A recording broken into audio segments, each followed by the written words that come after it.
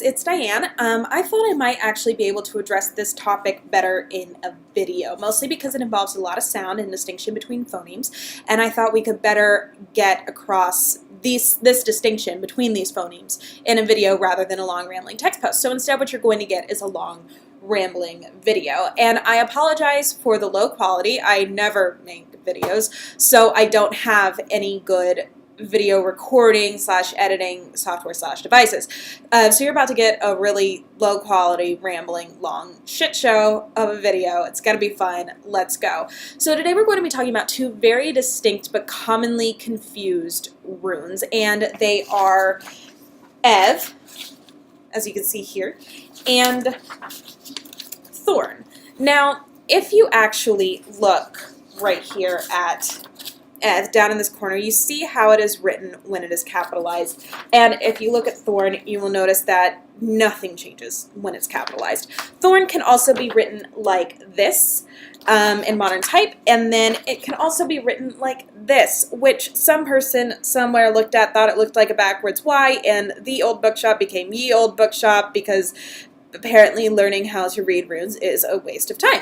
So, also in modern IPA, you will often see Thorn replaced with the Greek theta, and this is probably because of that same Y confusion. In order to avoid people just saying the TH sound as a Y, they decided to replace it with this so that it was more clear. Because again, runes are a waste of time, right? So,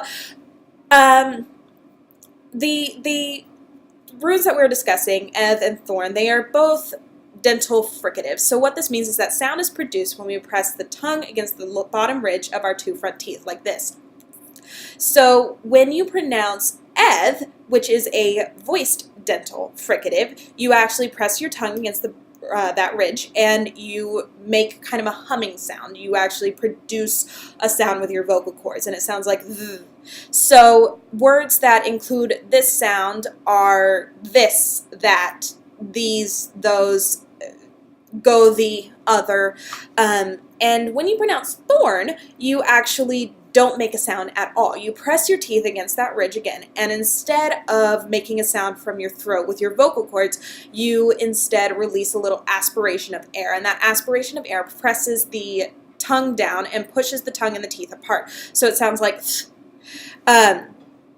And words that include this sound include Bethesda, thankful, Thor, thin.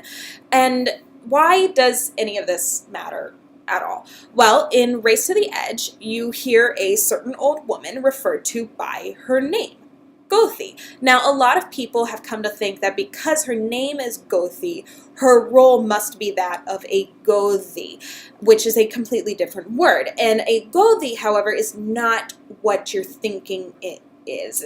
Not totally. A gothi is not a priest exactly. A hofgothi certainly is a priest and lives in a temple, and that's his job. That's what he does. But a gothi, particularly in Iceland, is actually an elected chieftain who performs certain religious and ceremonial rites. In the How to Train Your Dragon universe, Hiccup is actually the gothi of Berk. However, the way that Hiccup and other characters say the name Gothi tells us that it is not like gothi at all. There's not an Eth, there is a Thorn, which means that her name, and therefore position, cannot be gothi. It cannot be this.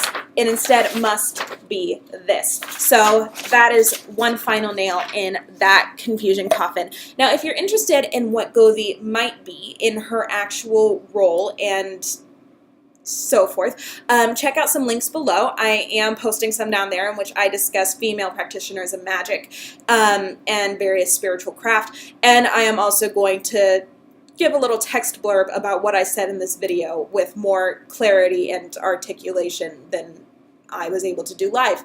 All right. Thanks, guys.